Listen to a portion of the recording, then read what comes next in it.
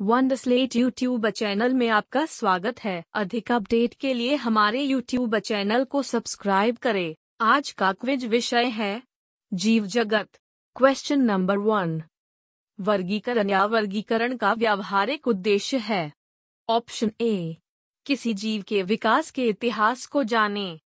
Option B, जीवों की उत्पत्ति के बारे में बताएं। ऑप्शन सी, अज्ञात प्रजातियों की पहचान को सुगम बनाना। ऑप्शन डी, औषधीय पौधों की पहचान करें। सही जवाब है ऑप्शन सी, अज्ञात प्रजातियों की पहचान को सुगम बनाना। टैक्सोनॉमी का वास्तविक महत्व अज्ञात जीवों को अज्ञात से अलग करना है और परिणामस्वरूप नई खोजी गई प्रजातियों को पहचानना और वर्गीकृत करना है। Question number 2। हर्बेरियम शीट के लिए इनमें से कौन सा डेटा आवश्यक नहीं है? ऑप्शन ए, वैज्ञानिक नाम। ऑप्शन बी, परिवार। ऑप्शन सी, कलेक्टर का नाम। ऑप्शन डी, कक्षा। सही जवाब है ऑप्शन डी, कक्षा। एक हर्बेरियम संग्रहित पौधों के नमूनों का एक भंडार गृह होता है जिसे चादरों पर सुखाया, दबाया और संरक्षित किया जाता है। इसके अलावा इन चादरों को वर्गीकरण की सार्वभौमिक रूप से स्वीकृत प्रणाली के अनुसार व्यवस्थित किया जाता है। ये नमूने हर्बेरियम शीट पर उनके विवरण के साथ भविष्य के उपयोग के लिए एक भंडार या भंडार बन जाते हैं। हर्बेरियम शीट में लेबल और संग्रह की जगह अंग्रेजी, स्थानीय और वानस्पतिक नाम, परिवार, कलेक्टर का नाम आदि के बारे में जानकारी प्रदान करने वाला एक लेबल भी होता है। जिस वर्ग के पौधे आमतौर पर हर्बेरियम शीट के लिए आवश्यक नहीं होते हैं। Question number 3। एक प्रजाति जीवों का एक समूह है जो निम्नलिखित को छोड़कर सभी की विशेषता है। ऑप्शन ए, वे सामान्य रूप से प्रकृति में अन्य प्रजातियों के साथ परस्पर संबंध नहीं रखते हैं। ऑप्शन बी, उन्हें अन्य प्रजातियों से अलग किया जा सकता है। ऑप्शन सी, वे अन्य प्रजातियों के साथ प्रजनन करने में असमर्थ हैं। ऑप्शन डी, वे अपेक्षाकृत स्थिर रहते हैं। सही जवाब है ऑप्शन डी, वे अपेक्षाकृत स्थिर रहते हैं।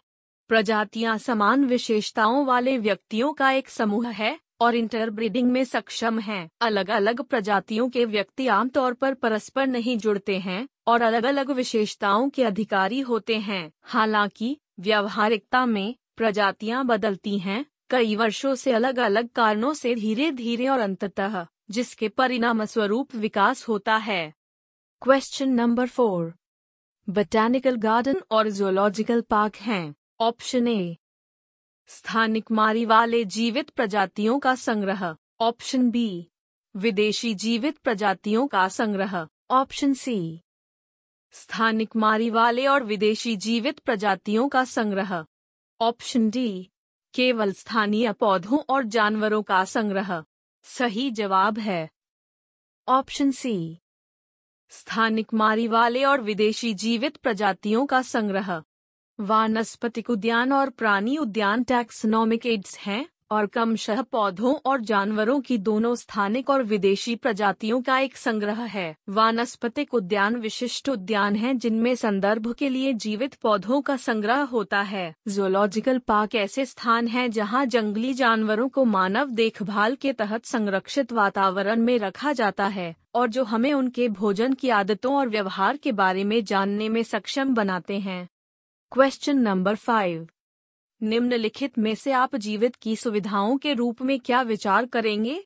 ऑप्शन ए, बढ़ने की क्षमता। ऑप्शन बी, प्रजनन की क्षमता। ऑप्शन सी, चेतना। ऑप्शन डी, उन सभी को। सही जवाब है ऑप्शन डी, उन सभी को। जीव विज्ञान में जीवित में विभिन्न विशेषताएं हैं जैसे कि क्षमता वृद्धि, प्रजनन, चयापचय, शरीर के सेल्युलर संगठन और चेतना, स्वयं और परिवेश के बारे में जागरूक होना। Question number 6। एक वैज्ञानिक नाम के बारे में जानकारी शामिल है। ऑप्शन ए, परिवार और प्रजाति। ऑप्शन बी, जीनस और प्रजाति। ऑप्शन सी, फाइलम और ऑर्डर। ऑप्शन डी, वर्ग और परिवार। सही जवाब है ऑप्शन बी, जीनस और प्रजाति। द्विपद नामकरण दो भागों से बना एक नाम देकर जीवित चीजों की प्रजातियों के नामकरण की एक औपचारिक प्रणाली है, जिसमें से दोनों लैटिन व्याकरणिक रूपों का उपयोग करते हैं, हालांकि वे अन्य भाषाओं के शब्दों पर आधारित हो सकते हैं। ऐसे नाम को द्विपद नाम, द्विपद या वैज्ञानिक नाम कहा जाता है। अधिक अनौपचारिक रूप से इसे लैटिन नाम भी कहा जाता है। नाम का पहला भाग उस जीन की पहचान करता है जिससे प्रजाति संबंधित है, दूसरा भाग जीनस के भीतर संबंधित प्रजातियों की पहचान करता है। उदाहरण के लिए, मनुष्य जीनस होमो से संबंधित है और इस जीनस के भीतर प्रजातियों के सेपियंस के लिए है। वैज्ञानिक नाम इस प्रकार है, होमो सेपियंस। Question number 7। निम्नलिखित वर्गीकरण श्रेणियों में से किसका प्रकृति में असतत इकाई के रूप में वास्तविक अस्तित्व है? ऑप्शन ए, संघ। ऑप्शन बी, जाति। ऑप्शन सी, प्रतिभा। ऑप्शन डी, राज्य। सही जवाब है ऑप्शन बी, जाति। प्रजातियां एकमात्र टैक्सन है जहां हम व्यक्तिगत जीव के वास्तविक या वास्तविक अस्तित्व का पता लगाते हैं। ऐसा इसलिए है क्योंकि प्रजाति सबसे कम टैक्सोन है और अन्य सभी टैक्स प्रजाति के स्तर पर बनाए गए हैं। इंटरब्रीडिंग भी केवल प्रजाति के स्तर पर होता है। इस प्रकार प्रजाति एकमात्र वास्तविक विशिष्ट टैक्सन है जो प्रकृति में मौजूद है। सभी अन्य कर केवल कुछ विशिष्ट विशेषताओं के आधार पर पहचाने जाते हैं। Question number 8। यह सच है या गलत? स्थानांतरित करने की क्षमता सभी जीवित जीवों की एक विशेषता है। ऑप्शन ए, सच। ऑप्शन बी, असत्य। सही जवाब है ऑप्शन बी, असत्य। सभी जीवित जीवों में चयापचय, वृद्धि, प्रजनन, चेतना आदि जैसे लक्षण दिखाई देते हैं। हालांकि यह आवश्यक नहीं है कि जीवित जीवों की एक विशेषता है। उदाहरण के लिए, पौधे आंदोलन का प्रदर्शन नहीं करते हैं। जानवरों के बीच भी ऐसे समूह मौजूद हैं जो गतिहीन हैं। Question number 9। दुनिया भर में आधिकारिक प्रजातियों के नाम अंडरस्कोर में है। Option A, Latin. Option B, यूनानी। ऑप्शन सी, अंग्रेजी। Option D, French. सही जवाब है ऑप्शन ए, लैटिन। बिनोमियल नामकरण की प्रणाली कार्ल लिनियस द्वारा दी गई थी। जैसा कि लिनियस ने शुरुआती जीव विज्ञानियों के काम का पालन किया था, उन्होंने अपनी भाषा लैटिन को भी अपनाया ताकि टेक्नोनॉमी में नामकरण की प्रक्रिया के लिए एक समान कोड बनाए रखा जा सके। जैविक नाम इस प्रकार हैं, आमतौर पर लैटिन में। Question number 10। वनस्पति उद्यान के सबसे महत्वपूर्ण कार्यों में से एक यह है। ऑप्शन ए, वे वन्य जीवन के लिए प्राकृतिक आवास प्रदान करते हैं। ऑप्शन बी, एक वहां उष्णकटिबंधीय पौधों का निरीक्षण कर सकते हैं। ऑप्शन सी, वे मनोरंजन के लिए एक सुंदर क्षेत्र प्रदान करते हैं। ऑप्शन डी, वे जर्मप्लाज्म के पूर्व सीटू संरक्षण की अनुमति देते हैं। सही जवाब है ऑप्शन डी, वे जर्मप्लाज्म के पूर्व सीटू संरक्षण की अनुमति देते हैं। एक सीटू संरक्षण ऑफ साइट संरक्षण है और पौधों या जानवरों की लुप्तप्राय प्रजातियों को एक असुरक्षित या खतरे वाले निवास स्थान से हटाकर और मनुष्यों की देखभाल के तहत सुरक्षित स्थान पर रखने की प्रक्रिया है। वनस्पति उद्यान और प्राणी उद्यान इसके उदाहरण हैं। बॉटैनिकल गार्डन विभिन्न पौधों के पूर्व सीटू संरक्षण के रूप में कार्य करता है, दुर्लभ और स्थानिक पौधों की प्रजातियों को बनाए रखने के लिए और आम लोगों को पौधों के बारे में मनोरंजन और ज्ञान प्रदान करने के लिए भी। Question number 11। प्रजाति शब्द सबसे कम I_ है। यह to_ द्वारा गढ़ा गया था। Option A, grade, Carl Linnaeus. Option B, taxon, Charles Darwin. Option C, taxon, John Ray. Option D, class, Robert व्हिटकर।